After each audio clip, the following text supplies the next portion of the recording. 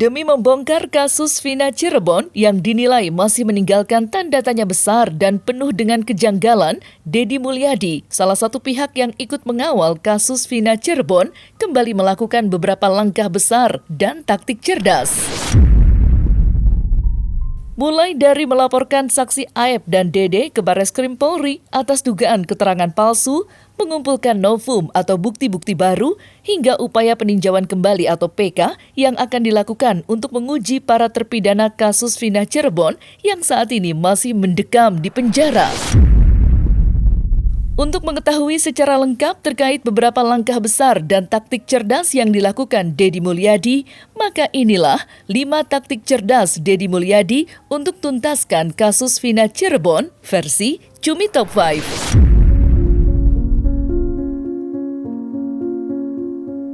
Mantan Bupati Purwakarta, Deddy Mulyadi, mendampingi kuasa hukum 7 terpidana dalam kasus Vina Cirebon untuk melaporkan Aep dan Dede atas dugaan kesaksian palsu ke Barreskrim Polri pada 10 Juli 2024 lalu.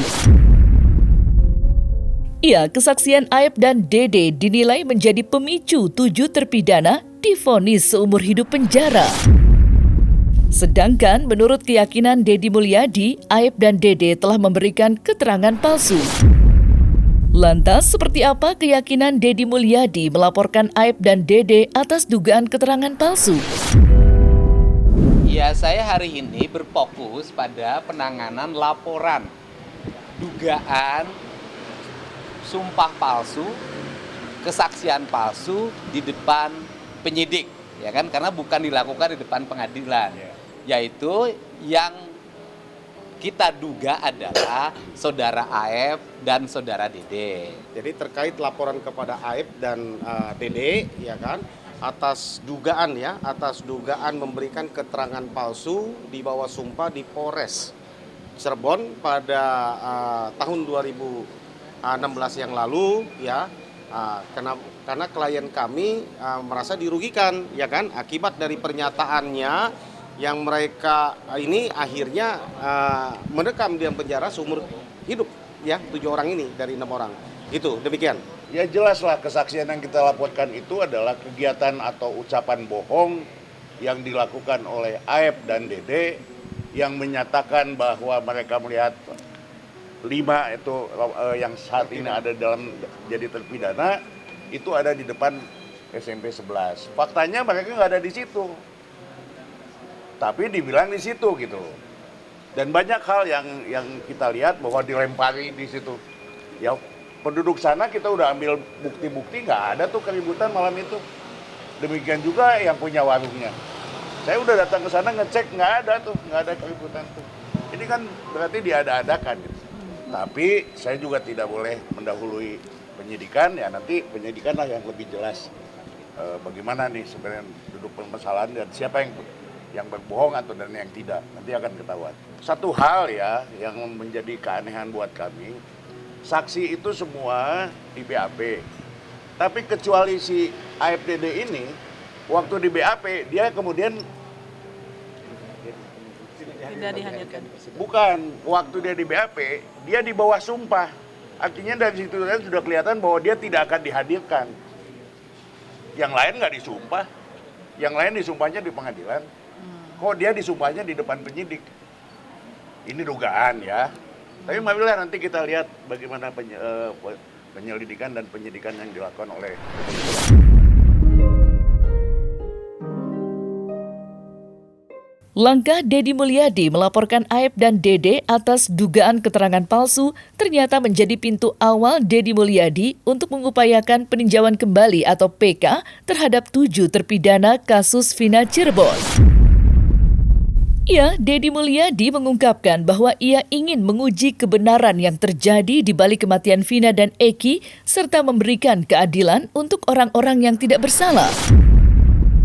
Lantas, seperti apa upaya PK yang akan dilakukan Deddy Mulyadi dan seperti apa dukungan Otto Hasibuan? Nah, ini adalah cara. Ini cara yang pertama. Pintu masuknya untuk mereka keluar itu adalah dengan PK.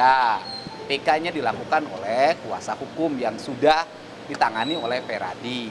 Nah, kemudian pintu-pintunya kan sudah disampaikan. Satu, pintunya melalui dugaan kesaksian palsu RT Pasren dan anaknya Abdul Kahfi. Yang kedua, kesaksian palsu di BAP terhadap terduga Aep dan Dede. Memang ada yang berat menurut saya. Ada yang berat secara psikologi ini adalah menyangkut pernyataan-pernyataannya Saudara Sudirman. Beratnya bagaimana?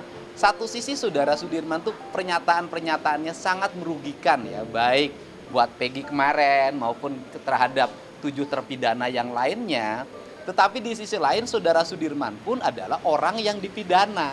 Ini kan cara, kalau nanti kemudian 7 terpidana itu dibebaskan melalui PK, maka akan muncul pertanyaan berikutnya. Apa yang sebenarnya terjadi pada Eki dan Vina? Apakah ini kecelakaan murni atau pembunuhan? Kalau kecelakaan murni maka selesai. Ya gitu loh. Berarti ada penanganan perkara yang salah. Kalau pembunuhan nanti tinggal Mabes Polri mencari siapa pembunuh yang sebenarnya. Kalau memang ada salah tangkap, kan ada mekanisme peninjauan kembali, ya kan? Ada mekanisme peninjauan kembali memang. Jadi selalu kan aturannya begitu. Jadi tidak boleh juga salah tangkap lantas kita tuduh salah tangkap tanpa ada mekanisme hukum. Nah, kalau ada salah tangkap, maka pihak-pihak para pengacaranya atau terdakwa itu bisa menggunakan upaya peninjauan kembali agar dia dibebaskan. Di tengah upaya yang akan dilakukan Deddy Mulyadi untuk mengupayakan peninjauan kembali atau PK untuk 7 terpidana kasus Vina Cirebon, ia bersama tim kuasa hukum 7 terpidana juga mengaku tengah mengumpulkan novum atau bukti-bukti baru yang akan memudahkan mereka untuk melakukan upaya hukum yang direncanakan. Lantas saat ini, novum atau bukti apa yang sudah mereka miliki? Dan seperti apa harapan mereka dalam proses menuju keadilan yang tengah dilakukan? Banyak. Saya udah ngumpulkan lebih dari 10 saksi kok. Yang belum pernah diperiksa itu saksinya. Saya nggak boleh sebut nama saksinya karena belum waktunya ya. Nanti ada. Tapi artinya lebih dari 10. Dan kegiatan ini adalah rangkaian kegiatan yang kami lakukan dalam rangka mencari novum dan bukti-bukti baru. Ke depan masih ada lagi. Nah, jadi mudah-mudahan kalau ini diterima dan terbukti, maka jalan cerita pengadilan itu jadi lain lagi. Nah, itu makanya kita membuat laporan ini. Mudah-mudahan ke depan kita akan diperiksa lagi tentunya, dan mudah-mudahan semua diberi kelancaran.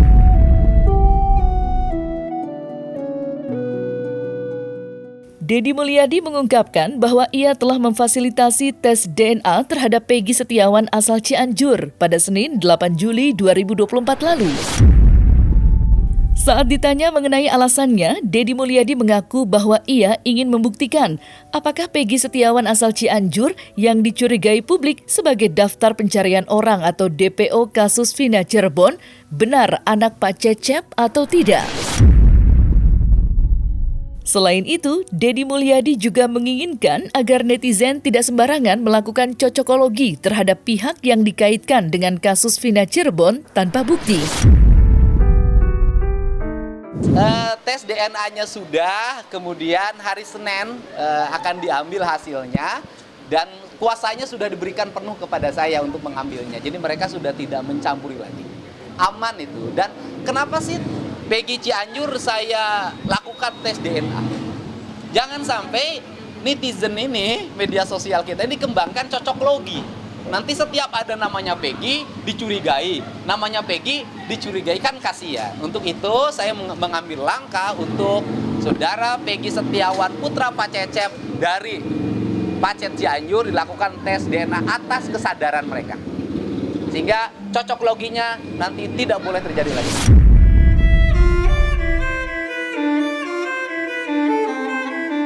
Beberapa waktu lalu, Deddy Mulyadi juga telah melaporkan Ketua RT Abdul Pasren ke Bareskrim Polri atas dugaan kesaksian palsu. Laporan tersebut juga telah direspon oleh kuasa hukum Ketua RT Abdul Pasren, Pitra Romadoni. Ya, menurut Pitra Romadoni, pihaknya akan menghormati laporan yang dilayangkan tersebut. Namun, ia juga meminta agar momen tersebut tidak dimanfaatkan untuk membangun opini bahwa kliennya benar-benar memberikan kesaksian palsu. Lantas, apa alasan Deddy Mulyadi melaporkan Ketua RT Abdul Pasren? Dan seperti apa respon kuasa hukum terkait laporan tersebut? Dan termasuk Pak ST Pasien kan tidak mengakui bahwa Kahfi anaknya bareng sama mereka. Sedangkan seluruh pernyataan dari keluarga terdakwa, terpidana, dan para saksi menyatakan anaknya juga ikut tidur bersama para terpidana yang hari ini mendekam di penjara. Dilaporkan itu pada tanggal 25 Juni 2024 ya, yang dilaporkan itu ya Pak Pasren dan Pak Kahfi. Ya, kita melihat itu merupakan suatu upaya hukum dan itu sah-sah aja karena itu adalah hak daripada warga negara untuk melaporkan maupun dilapor balik. Kalau memang seumpamanya penyidik itu memintai keterangan ataupun meminta klarifikasi terhadap dengan Pak RT Pasren sebagai warga negara yang baik, ya tentunya kita hormati gitu.